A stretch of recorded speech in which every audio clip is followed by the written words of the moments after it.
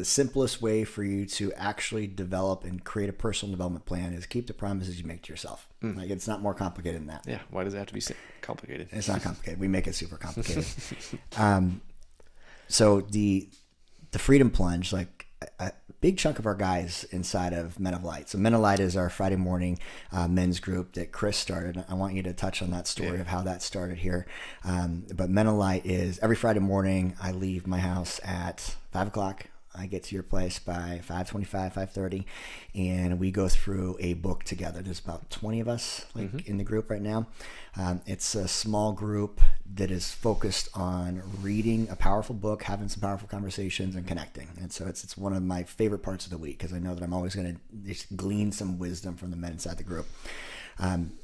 There's also the recommitment ceremonies that we do at the start of each of these books. So after we finish a book, there is a new book we're starting, and the new book begins with the recommitment ceremony. The recommitment ceremony typically has been the ice bath and praying over each other, talking about things we're believing, what we're going to let down, or so we're going to let go of, and the prayers and beliefs and bringing together community as we start this new book and this fellowship.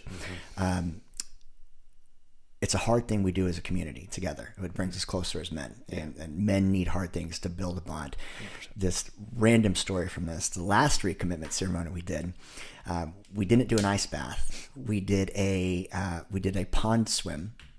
It was very cold out. Very cold. And it was like an ice bath, but we decided to swim across the pond. And I'm not a very good swimmer. And so myself and another gentleman who will remain unnamed, protect his privacy. He knows who he is. Yeah. We both had a little bit of a panic inside of the pond because it was very cold, and I'm not built to be a swimmer. He's not built to be like a swimmer.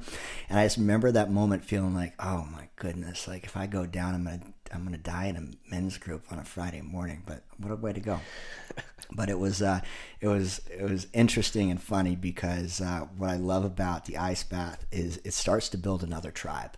It builds a tribe of men that like doing hard things, like challenge themselves, and realize that the reason why I'm really doing this is to level up and become a better version of myself. So I think that's like a whole other aspect of what you're building with your company, is you're building tribes of men that recognize that I have to condition myself through daily hard things. Otherwise, life is just going to take over. Man, I haven't heard the story of Men of Light really read back to me before.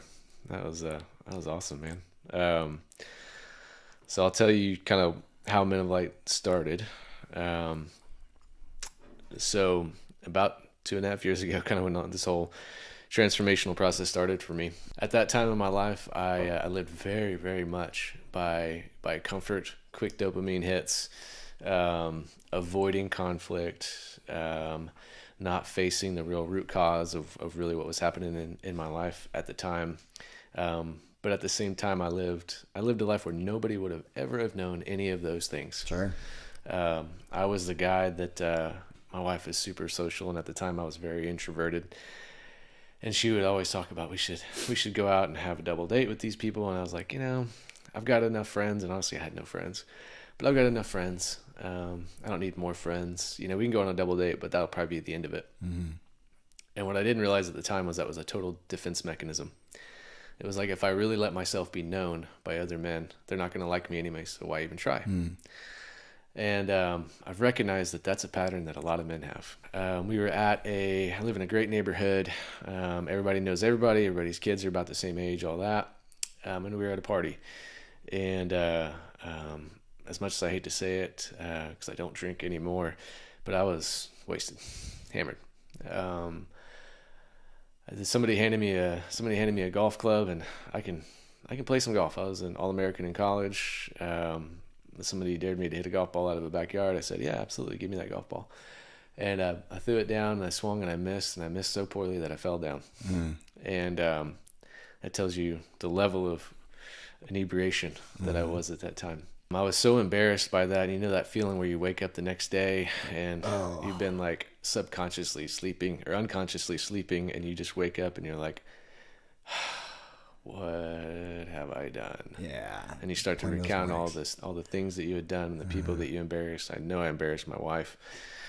And so God woke me up probably about 4 o'clock that next morning, which I shouldn't have really been awake. I should have been still sleeping that off. But I couldn't go back to bed. I just felt so disgusted and embarrassed with myself that I went to my office and I sat down.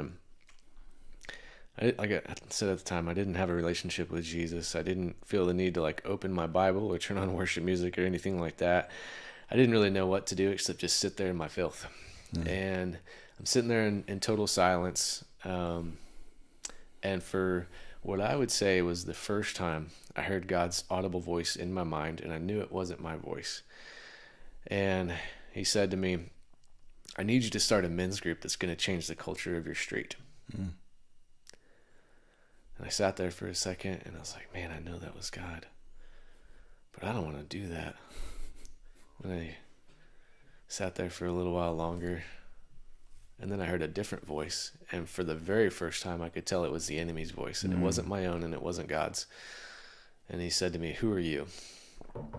He said to me, who are you to start a men's group that's going to change anything after what you've just done and what people don't know about you? They would never follow you if they knew you.